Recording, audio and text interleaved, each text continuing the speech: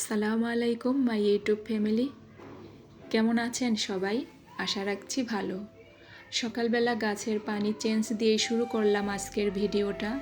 এখন তো সকাল একটু দেরিতে হয়, কারণ রোজার সময় সিহারি খেয়ে একটু কোরআন পড়ে তারপরে শুতে শুতে দেখা যায় যে 6টা 6:30 বেজে যায়, তারপরে উঠি। আসলে তারপরে আর ঘুম আসা হয় না।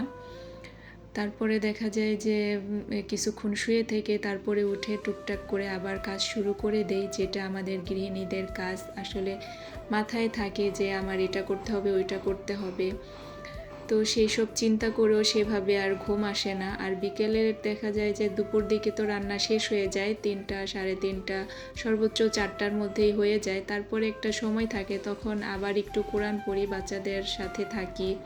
বাচ্চাগুলো রোজা থাকে, ওরা কোচিং থেকে আসে, ওদের সাথে কথা বলি। এই যে এই গাছটা দেখাচ্ছিলাম, এই গাছটা না খুব সুন্দর গ্রো করতেছে। তো এগুলো ধুয়ে টুয়ে পানি চেঞ্জ করে তারপরে রুম অফ ক্যামেরায় বাসাটা ঝাড়ু দিয়ে নিয়েছি, তারপরে মফ করে নিচ্ছিলাম। আর বেশ পরিমাণের কাপড় চোপড়ও নিয়ে আসা হয়েছে বারান্দা থেকে, আবার কাপড় কতগুলো ওয়াশিং মেশিনে দিয়েছি, ওগুলা দিব। আর এদিকে আমার ছোট বেবি রান্না বান্না করতেছে, বোন আছে তার সাথেই। আর আমি টেবিলের এই দিকের এইটা একটু চেঞ্জ করেছি, আগের একেবারে দেয়ালের সাথে লাগিয়ে রেখেছিলাম টেবিলটা, এখন আবার ওই পাশে 2টা চেয়ার দিয়েছি, কারণ 6টা চেয়ার তো 4টা দিলে দেখা যায় ছোট বেবি এখন মাঝে মাঝে আমাদের সাথে তো বসে, সে খাক আর না খাক টেবিল চেয়ার তো একটা তার লাগবে। তো সেটা চিন্তা করে আর দেয়ালের সাথে লাগিয়ে রাখলে দেখা যায় কি পিঁপড়া ওঠে। আমি জানি না আমার বাসায় কোথা থেকে যেন ছোট ছোট পিঁপড়াগুলো রাখলে আবার ধরলে চলে যায়, বাওয়া পিঁপড়া বলে যেগুলো, ওইগুলা। তো সব কিছু আমি ওগুলো আবার একটু ক্লিন করে নিচ্ছিলাম। আর এদিকে এই গাছটাও আবার ধুলো পড়েছে, এগুলো ক্লিন করতে হবে।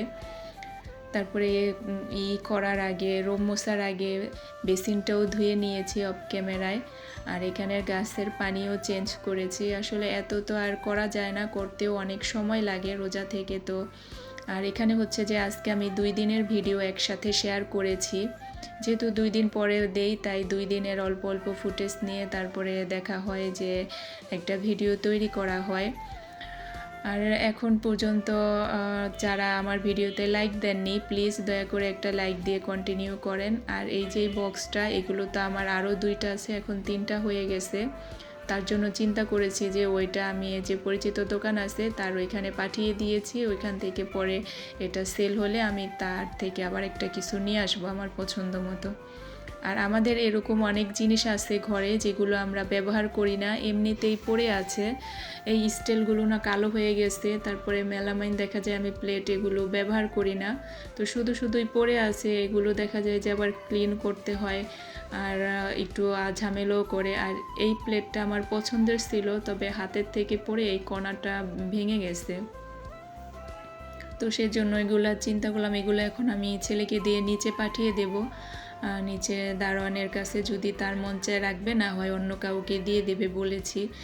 আর হচ্ছে যে এদিকে কই মাছ ভাজার জন্য কই মাছ রেডি করে রেখেছি। আর এই ছোট এই কয়টা রেখেছি যে ওই যে খাওয়ার সময়ে কাটাকুটা ফালানোর জন্য, তারপরে ফ্রিজে কিছু রাখলে ঢেকে রাখার জন্য।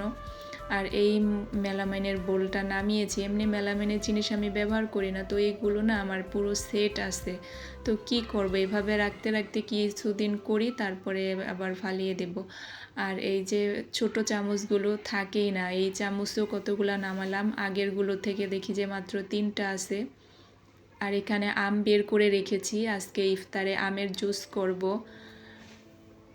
আর অনেক দিন আগে এই বাটিগুলো কিনেছি, কিন্তু ব্যবহার করি না, তো রেখে আর কি করব, সবাই তো ব্যবহার করতেছে, তো চিন্তা করলাম যে আমারটাও আমি ব্যবহার করে ফেলি।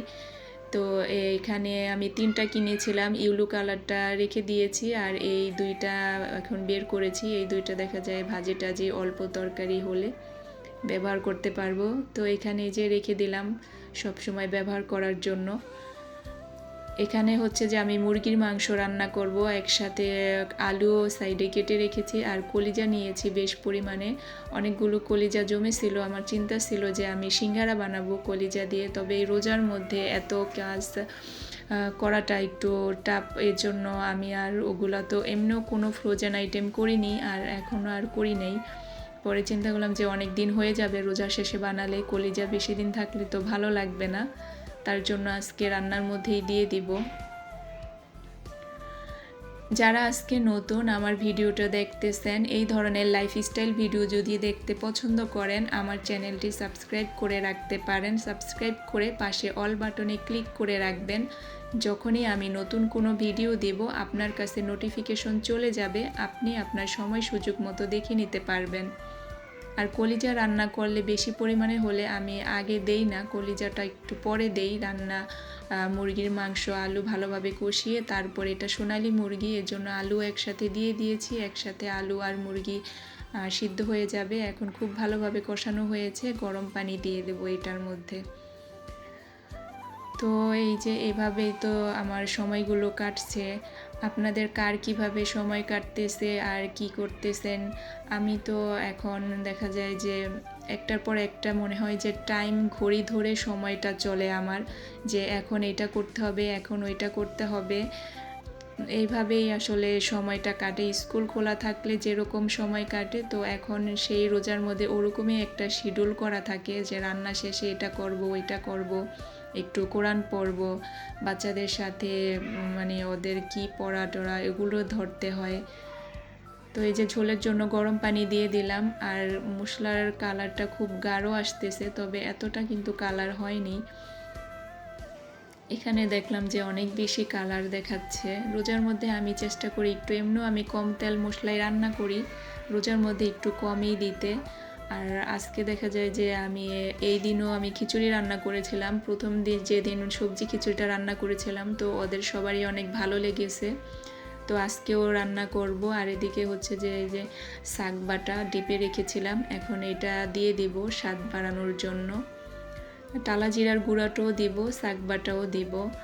তো সেদিন খিচুড়ি খেয়ে ওরা বলছে যে আবার আরেক দিন করে দিতে, তার জন্য আজকেও করব। আর এখান থেকেও মাংস ওদেরকে দিয়ে দিব। আর করব বাঁধাকপি ভাজি ডিম দিয়ে, সেটাও অল্প একটু আপনাদের সাথে শেয়ার করব, পুরোটা না। এমনিই দেখা যায় যে 2 দিন পরে দেই, তো এর জন্য একটু বড় দেই। একটু কষ্ট করে ফুল ওয়াশ করে দিবেন প্লিজ, কারণ যারা প্রতিদিন দেন তাদেরটা তো আমি যে যতটুকুই দেয় বড় ছোট সবারটাই ফুল ওয়াশ করে দেই, লাইক দিয়ে দেই। তো আপনারাও সবাইকে যদি আমরা সাহায্য করি তাহলে আমাদের পথ চলাটা সুন্দর হয়। আর এসেই যদি একটা কমেন্ট করে বের হয়ে যাই, সেটাতে হয় যে তার চ্যানেলের ক্ষতি হয়, আমার চ্যানেলের ক্ষতি হবে। আপনাকেও মানে যে খুব ভালো দৃষ্টিতে দেখবে সেটা কিন্তু না। এই যে আমি সব কিছু রেডি করে নিয়েছি সবজি খিচুড়ি রান্না করার জন্য। আর মিষ্টি কুমড়াটা আমার ডিপে কাটা ছিল, আজকে লাউ ছিল না, সেদিন লাউ দিয়েছিলাম আর আজকে মিষ্টি কুমড়া দিয়েছি। পরে আর কোনো এটার ফুটেজ নেইনি। আর বড় ডালটা না আমি আগে একটু গরম পানি দিয়ে ভিজিয়ে রাখি, না হলে এটা না সিদ্ধ হয় না। তো ওইটা ওই চুলায় হোক। আর এদিকে হচ্ছে যে আমি বাঁধাকপিটা ভাজি করে নেব, এর জন্য চুলায় প্যান বসিয়ে দিয়েছি, এখন বাঁধাকপিটা করে নেব। বাঁধাকপিটা আজকে আমি জিরা ফোড়ন দিয়ে করব, আর পেঁয়াজটা দেব না, কারণ হচ্ছে যে আমি পেঁয়াজ যে পাতাটা সেটা ডিপে রেখেছি, ওই যে ভাজির উপরে দিয়ে রেখেছি, পেঁয়াজ পাতাটা দেব সেজন্য আর পেঁয়াজটা দেইনি। পেঁয়াজের পাতা দিলেই হয়, তো সেজন্য আর দেইনি। এখন এটাকে আমি ভালো করে ভাজা ভাজা করে নেব, সাথে একটু গাজরও দিয়েছিলাম। তারপরে কাঁচামরিচ চিড়ে দিচ্ছি। এখন মাঝে হচ্ছে ডিমটা দিয়ে দিব, অল্প একটু তেলও দিয়ে নিয়েছিলাম। এখন এভাবে দেখা যায় ভাজিটা করলে না খেতে খুব মজা হয়, অনেক আপুরাই করে আমি দেখি। এরপরে হচ্ছে যে ওই দিনের আর ইফতারের ফুটেজ নেওয়া হয়নি। তারপরে নেক্সট ডে আর রান্না টান্নার ফুটেজ না, নেক্সট ডেতে হচ্ছে যে আমি পেঁয়াজু, তারপর আলুর চপ, বুট এগুলো করেছিলাম। আর হাজব্যান্ড বাসায় চলে এসেছিল, তখন বাচ্চারা বলেছিল যে তাদের জন্য হালিম আর পরোটা নিয়ে আসতে। তো এই হালিমটা নিয়ে এসেছিল, এইখানে এতটুক হালিম 350 টাকা। তবে কিন্তু অনেক মজা ছিল, এটা অনেক চাহিদা, তো খেতে ভালোই লাগছিল। এখানে সব রেডি করে নিয়েছি আর সবাই অপেক্ষা করতেছিলাম আজানের জন্য। খেজুর আমার শেষ হয়ে গিয়েছিল, এই যে আগে খেজুর এনেছিল মানে বড় ছোট মাঝারি এরকম সব মিলানো। আর এবার আলহামদুলিল্লাহ এবারের খেজুরটা ভালো হয়েছে।